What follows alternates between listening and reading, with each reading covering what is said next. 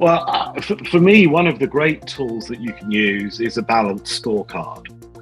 And I say this because it's encouraging you to interact with your customer community on a very regular basis. You've got certain goals to hit, but once you've reached that goal, where next? So, welcome to the CX Files. My name is Sumit Saxena, and today we have with us Stuart Mills, who's going to talk to us about measurable values for customer success. Customer success is a very important topic for all of us, no matter if we are a B2B company or a B2C company. And Stuart is just the right person to talk about it. He's had like a long and illustrious career in the domain of customer experience. And most recently, he was the Chief Customer Officer at Keyloop. And before that, he was Chief Operating Officer at CrowdVision for 4 years. So that's a lot of C-level experience. Stuart has scaled multiple organizations from their early startup days and grew them into like very large size customer-centric companies, I would say, that were eventually acquired by even larger size customer-centric companies. So welcome, Stuart. I feel like I'm not doing justice to your bio, so please feel free to add some more to it, and then we'll take it from there. Yeah, no, thank you for inviting me to join you today. I think you did a great job, actually. I suppose the one thing I would add is even prior to CrowdVision, the focus on the customer being successful with the software and the solutions you're providing, but also understanding that this is a balanced relationship between the solutions provider and the customer, and it has to work for both. And I think having a transparent and open dialogue and not being afraid to give feedback to the customer and almost encouraging feedback from the customer has to be a key part of this relationship. And I think some of the points you'll cover during this will kind of pull some of those topics out. Fantastic. So let's start. Measurable value, right? So let's zone in on that. What do you mean by measurable value when it comes to customer experience, customer success? What are we talking about? Yeah, and again, I think this is balancing those two sides. So from a customer standpoint, it's whether they're getting the value from the solution that they've invested in and whether they're getting the value from the company, because the company brings with it so much expertise and experience that it can share with any new customer that it's sort of incumbent on the customer to work with the supplier to make sure that they're getting all of that value. And that's not just during the implementation. From my perspective, this is a relationship that you build from the very start and continue to evolve and grow over your entire journey with the customer. And what I don't like to see is when organizations dip into a customer on a very random or infrequent basis and don't really understand their customer and what their customer is trying to get from the solution. So from my standpoint, there's that balance. Is the customer getting the value from the organization, from the solution that they've acquired? Is it sitting in with the rest of their IT landscape? Are they driving the benefits from it? And of course, from the solution provider standpoint, is this customer working in our portfolio? Are we generating revenue from them? Are we actually leveraging the fact that they're using and getting value from our solution to help us acquire additional clients? So you're sort of running that balance throughout, and that way the relationship is valuable for both parties. Correct. So it's success for the customer and success from the customer. Right. Absolutely. Yeah. Fantastic. So Stuart, we love war stories, and I know you have a lot of them. So can you give us an example? For example, when you were at Keyloop or at CrowdVision, when you were able to deliver measurable value for customer success. Yeah, absolutely. And as you say, I think there's a number of those things. And I think it's also a good point to highlight the fact that your relationship with the customer will go through this journey.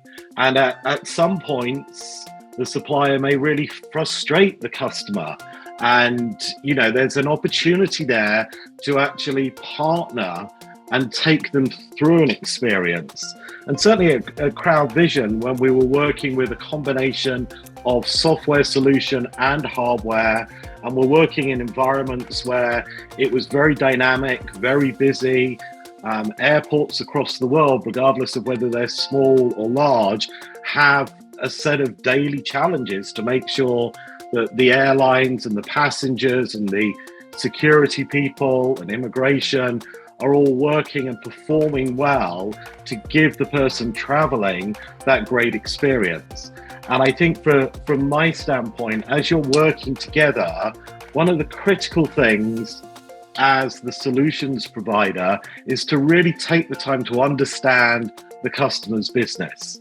Because if you understand the challenges that they're facing every day, then you can actually start to move your relationship with them so it becomes more advisory, and you kind of head to that goal of being their trusted advisor. Right. And I completely buy it, the fact that it has to be advisory, because it's just not like a piece of software that you can go and deploy at customer end and hope that the entire culture of the organization would change, right? We've been to airports, right, where customer experience is clearly not their priority. So how do you go about, beyond just software deployment, setting up a culture of customer experience with organizations? Who do you involve? How does this process run? Yeah, so in terms of who we involve, it can vary from customer to customer. Very often, the IT team have a strong stakeholder in this, but equally the customer service people, the operational people. And so you really have to look at each customer and understand the key stakeholders involved in the deployment of your solution and then in the running and operation of your solution. So actually getting that understanding of your customer again, and this will probably be a common theme, but I think is absolutely critical. And I think through that relationship with the customer, you have a combination of, as you said, measures or metrics. And probably 5 years ago, things like NPS for Net Promoter Score was one of the metrics that we looked at. And I think that's starting to morph now. So people are, rather than getting a sort of trailing measure, they're getting a more current measure of how the customer is feeling, how the value is being generated for both the customer and the organization. And so from my standpoint, things like customer effort values are quite a key factor now. How much effort is the customer having to put in to work with you, to work with your solution, versus the benefits they're getting from that? So I think there are some very key measures, and you can track those quite effectively, but you can't discount the soft measures, the relationship building and the kind of factors of how they're feeling about you on a day-to-day basis. And there will be, highs and lows. They're likely to have a support incident that takes a little while to sort out. And after that, there's going to be some frustration. But I think they'll also see some real successes from the solution. And after that, that's kind of engendering a different feeling in them. And so for me, not only is it the kind of core metrics and the soft metrics, but it's also over periods of time, over a month or 3 months or 6 months, actually understanding how that relationship is working for both parties. Right. You touched upon the stakeholders, right? So when normally I talk to large organizations, I find two very different sets of stakeholders: people who are measuring versus people who are being measured. Right, so the customer-facing roles typically tend to be measured, and I find it excruciatingly hard to somehow get them to understand why it's so important. Right? For people who are measuring, it's absolutely 100% clear that this is an important thing to do. Where people normally struggle is for somebody whose day job is to interact with customers day in and day out. Why do you need to measure that experience? How do you convince them that measurement is indeed good for them? Right. And I think there are two aspects there for me. Firstly, as part of any larger scale IT or software solution deployment, you need to run a change management program. You need to make sure that the people that are going to be using the solution and those that are impacted by it understand what it's doing, how it's having that effect. And that almost ties in for me to the ongoing communication. So sharing data with your kind of customer community to understand that by doing these things and following these steps, they're having this positive impact on your customer. You can't leave them in isolation and just give them a step of activities to follow. You have to say, this is why we're doing it, and this is the impact they're having on the business as a whole. And I think from a customer success standpoint, an organization can really help with that, working with your customers, engaging the right people at the right levels, because it will be across the organization. And if you do that well, and you take a little bit of time to do that, then we get onto the hot topic of adoption and making sure the solution is adopted well and used well within the environment. And that adoption is absolutely key and ties back to the measures that we were talking about previously. Fantastic. So, metrics, right? So we touched upon this. Sorry, 1 second.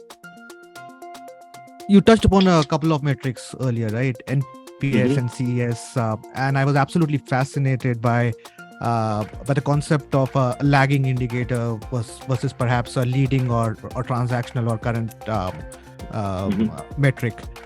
So can you just take us through the thought process? How do you go about identifying the right metric for a particular touch point or a particular use case? And how do you go about actually setting it up for the customer? Yeah, so obviously we need to start off by looking at the customer's goal for this solution. Right. And that will almost certainly sit alongside the organization's goal with this customer, which probably at a simple level revolves around renewal, and at a more involved level revolves around expansion. I think as the solutions provider, we're always hoping that renewals are a foregone conclusion. Our solution's working great and the customer's getting value. I sometimes wonder if we ask those questions. To me, there shouldn't be a surprise at the renewal point that a customer's going to renew or decides to go elsewhere. For me, by effective management of the customer and working with the customer, and you know whether they're meeting their goals and whether we're doing what we are supposed to be doing, then you should know well in advance that this renewal is going to happen. I think secondly, from a customer success standpoint, for a long time, it has been sort of a cost center within a business. Right. And I think the shift is happening now where there's a stronger revenue focus. So it's both protecting the revenue around renewals, but also being sort of tuned into the customer so you can identify new opportunities, a way to sort of expand your footprint and make you a very obvious choice for the customer. They already have the technology, they already know you, all the legal stuff has been done. So coming to you to add on future departments, or whether they're making acquisitions of other businesses and they're standardizing technology, again, you want to get to that point as their trusted advisor where they come to you, discuss this with you, and you have the ability to bid on that expansion opportunity. I think the other thing back into the organization as the software provider is keeping a focus on the customer. And it's very easy to say a customer's happy, we'll reach out to them again when a renewal's due. And I think that's a dangerous trap to fall into. And so if you look at some of the work I did previously around scalable customer success plans, it's very much a standardized plan for every customer in your business. Now, what you do is change some of the ratios in terms of contact or impact, etc. But what you're doing is having a program that all your customers are participating in, and just as importantly, all of your staff know. So that when they're with customers and they're talking to customers, this is kind of just part of what we do. And I think that can be quite hard as well, because you've got to have that impact in your own organization so that the customer success messages are getting out more broadly. You can't just leave it to the customer success team. Correct. That's a very good point. I think customer success ultimately is a culture, right? It cannot be just the customer success team. I think if you are a salesperson whose portfolio you are, the company is, you can't get away by making a sale and never visiting the customer again. But let's pick up the twin objectives that you mentioned earlier. So you said there's a need for renewal, and then there is a need for expanding the account. The renewal happens once in a year, for example, if it's a 12-month long contract, whereas expansion opportunities might happen across that period. How do you distinguish? How do you capture both of these together? Because you mentioned that, right? It's not like with renewal. Also, you go in month 11 and go check whether this guy is gonna renew or not, right? And which happens more often than we would like it to happen. Yeah. But how do you balance out these twin objectives, where one objective, which is renewal, is once in a agreement lifetime event, versus expansion opportunities which might come at any point? Well, for me, one of the great tools that you can use is a balanced scorecard. And I say this because it's encouraging you to interact with your customer community on a very regular basis. Right. Whether it's monthly, quarterly, 6 monthly, I mean, it will vary based on the business. But I think the balanced scorecard also gives you a platform when you're reviewing this with the customer to talk about renewals, to talk about expansion. And again, these things shouldn't just come out of the blue, right? Hopefully you've built the relationship with the customer, you are trusted by the customer, they are sharing information with you, and that forms part of your relationship assessment in the balanced scorecard. Now, again, going back to your first question, there are some measurable elements in there. Are we meeting our contractual standards that we committed to? Are we measuring how long calls are taking to resolve if there is a support incident? Are we measuring our professional services engagement to make sure that we're kind of hitting all of the milestones? And a whole variety of those, really. But I think the balanced scorecard is broader, and it also gives you an opportunity to hold the customer accountable. And I think in some cases, people are somewhat shy of doing that. And the customer has a lot of skin in the game with anything they're doing with you.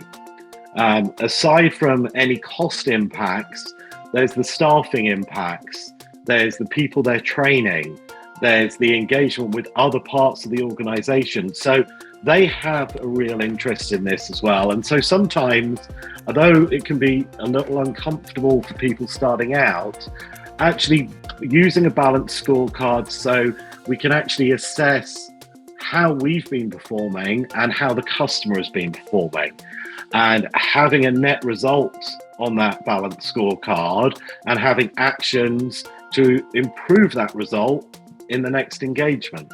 So I think those things have to balance in to your first point around your relationship with the customer. It shouldn't be a one-off thing that happens once a year. It should be are we building this relationship with the customer, and are we comfortable about talking about renewals, about what we would probably refer to as cross-sell, upsell within the customer account in such a way that it doesn't become uncomfortable. It's a very logical question, and you have that relationship with the customer where they're quite happy to talk to you about those things. And how transparent should one be about this scorecard with the customer? Is it something that... Very. Very.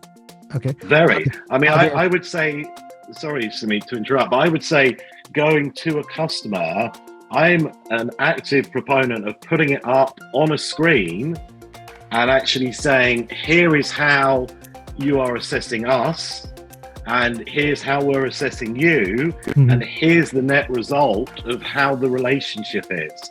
And put it up on the screen, share it with the customer. If they think we've been doing badly in one aspect, we know that's a focus. If their staffing, their structure have prevented them from actually delivering on their parts, let's be honest, because very often in these, particularly in a deployment phase, you're probably seeing senior IT and projects people, but you may not be seeing a broader set of executives. And so at these review meetings, we'd invite a broader set of executives and give them the understanding of the quality of the relationship. Fantastic. And in this balanced scorecard, I'm assuming there's a mix of like qualitative and quantitative metrics, right? Yeah. How do you balance? I know, and I was actually talking to somebody about customer service, and the recent example that I saw was that there was a 10.5-hour long customer service call that somebody at Zappos made, customer service guy made. And I was wondering if your metric was purely quantitative, right? Turnaround time, time to first response. This would be punished. And here was Zappos celebrating it. Right? Therefore, there has to be some amount of qualitative metric that went into how this person handled that call for it to be celebrated, right? So how do you balance the quantitative and qualitative metrics, given that a lot of quantitative metrics are based on throughputs and has like cost implications? How do you balance these things? Well, I think your question leads very well to the difference between customer service and customer success. These are two very different things within the organization, but obviously they have to play well together. So you will have those sorts of metrics, and you're probably contractually bound to do a number of things within certain time periods, or you get penalized. That is just a fact of the way the software world works. And so for me, the view in your example here is not only taking those, but also taking a set of measures that say, how did we handle the customer during this experience? Were we actually a partner, which I think is what you're describing here, because we stuck with this customer for 10 hours, we were a single point of contact into our organization, and busily in the background, we were coordinating everyone.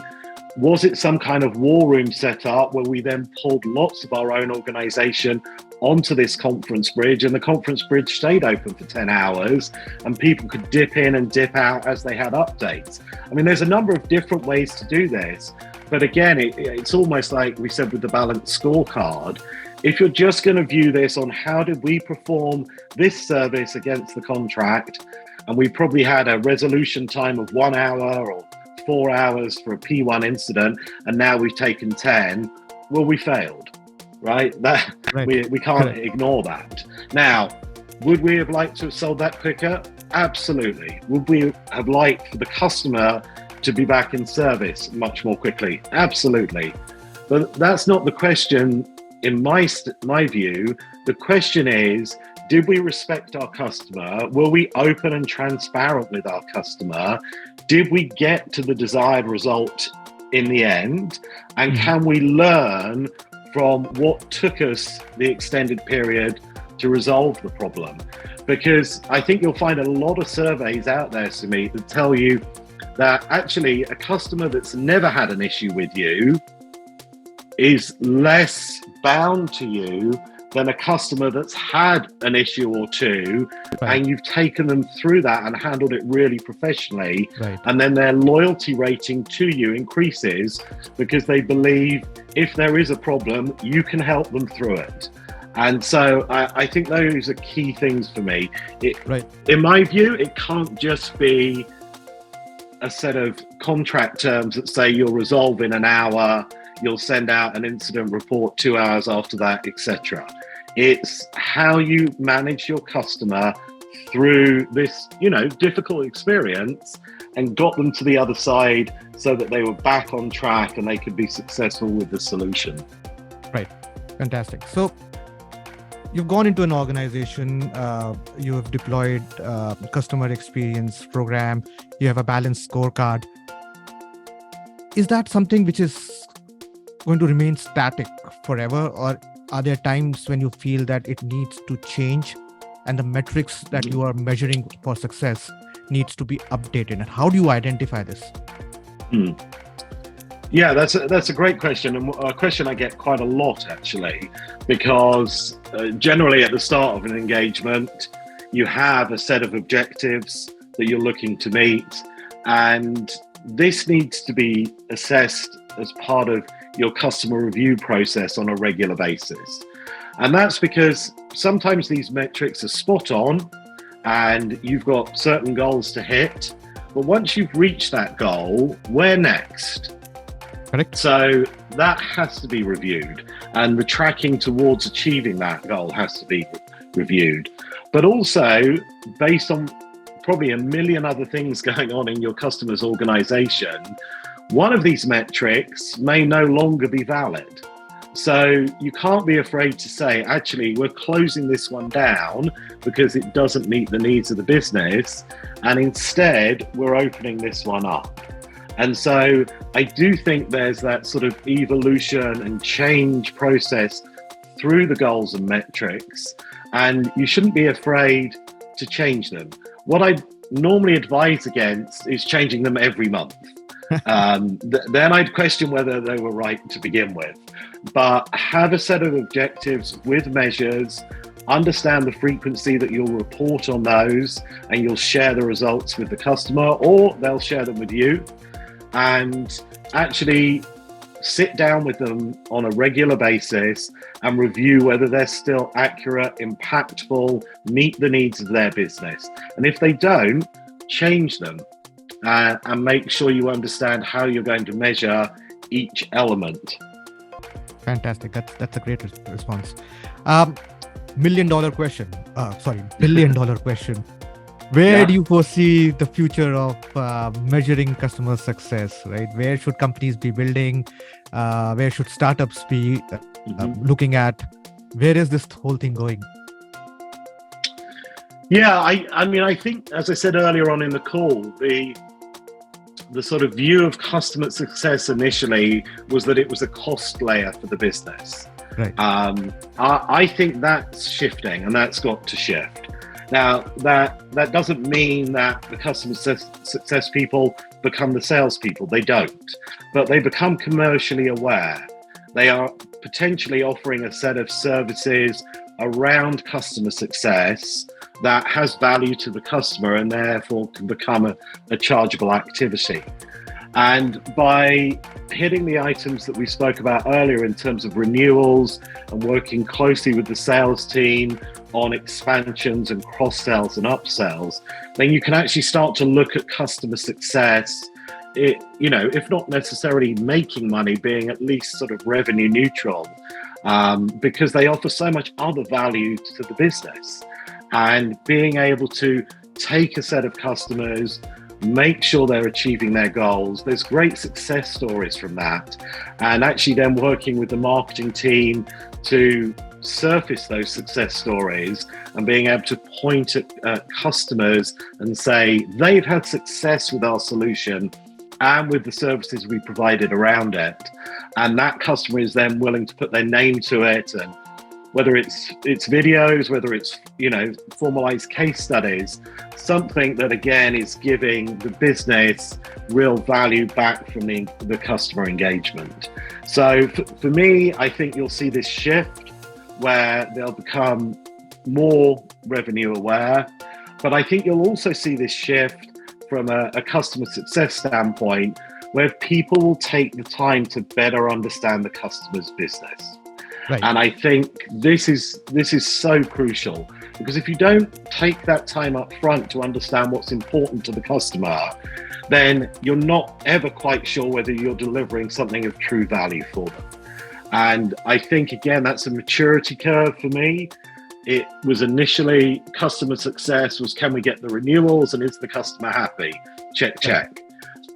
Now I think it's going to be, do we understand the customer's business? Is there value we can bring? Can we get, as I mentioned earlier on, to this position of trusted advisor? Have them talk to us about other initiatives which may not even impact our immediate world. Right. But then you've got to a point where they trust you and you're really understanding their business and being a part of it. Right. And if you don't understand your customer's business in the beginning, and that's normally the time new customer coming in is the most exciting time in the relationship for you as a seller, right? And if you're not excited enough at that point to understand this person's business, you never will be, right? So might as well use that excitement, enthusiasm to understand what they are looking for in success. Thanks to what that and was. Yeah. Sorry, just to add to that point, and that is another challenge for the customer success team. That you're right, around the point the deal is made, everyone's very excited, etc. That enthusiasm and excitement shouldn't go away, right? Yeah. And the customer success team can be absolutely crucial in making sure that energy around the customer, the executive insight from both organizations is there, and that excitement should continue. That level of engagement should continue beyond the point where the deal's made and you're quite right. Everyone's very happy. So sorry, I just wanted to add. No, absolutely. I mean, there's a reason why it's said success breeds success, right? If your customer is successful, you would be successful. There'll be renewals, there'll be an expansion in account, and it's all-round happiness for everybody involved. Stuart, we'll go into the fun part of this conversation. We'll put you in a little bit of a hot spot and ask you some rapid-fire questions. So sure, let me know if you're ready. Absolutely. All right. So one word to describe perfect customer experience. One word to describe. Empathy. Okay, nice. Okay. What's the most important CX metric? Customer effort. Interesting. A brand that you admire for its customer experience? Apple. Nice. The biggest myth about customer experience? I said it earlier in the call, it's not the same as customer service. The customer service team are fantastic. They deliver, huge value, but customer success and customer service are not the same thing. Got it. Good one. The future of customer experience in one word. Value. One tool or technology that's a game changer for CX. Oh, that's a hard question. And I say that's a hard question because it really depends on your organization. And I know these are meant to be rapid answers, and I'm not doing well with this one. But there are so many technologies out there, depending on how you wish to deliver service to your customer, how you wish to measure success, even which vertical you're sat in, there are different tools. And I was thinking about this earlier on, whether you're looking at someone like Gainsight or HubSpot or Zendesk or Response Tech. Now, they offer some overlapping things, but some different things. So actually, just kind of turning that backwards, to any customer, I'd want to understand what are the important things that on their list, and I'd want to share with them what our other customers have said, because there may be factors that haven't been considered. So once you've got that final list of this is important, then go out and find the right solution. That wasn't exactly rapid fire, but thank you for not saying artificial intelligence, by the way. Generative AI is such an easy answer for this one these days. Yeah, exactly. Generative AI. The most challenging aspect of delivering great CX. It's probably my theme for this call is understanding the customer. Yeah, what they absolutely. do, how they do it, why they do it. One book or resource that you would recommend anybody in the domain? Probably an obvious choice is The 7 Pillars of Customer Success by Wayne McCulloch. I thought that was a great book. There's actually some really interesting ones at the moment, and some of these topics that we've covered today are debated in some of these books. Delivering Happiness by Tony Hsieh. Again, very interesting. Yeah. And I know it was one, but I'm going to go for a third. Talking to Humans. Okay. Gift Constable. I think that is, again, something that we should embrace, right? Every time you're engaging with a customer, remember they're a customer, right?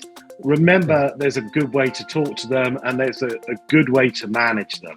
Right. You're completely killing the rapid fire, aren't you? I'm just destroying it with these long answers. Sorry. The best piece of CX advice that you've ever received? I'm going to give credit to Dr. Michelle McGrath for this. She always said to use your ears and mouth in the appropriate ratio. You've got 2 ears and 1 mouth. So spend at least, twice as much time listening as you do talking. Right. As a podcaster host, I can tell you it's so hard to do sometimes, especially when you have conversation as engaging as that we were having right now. I had to literally stop myself from stopping you at every turn and asking you a follow-up question.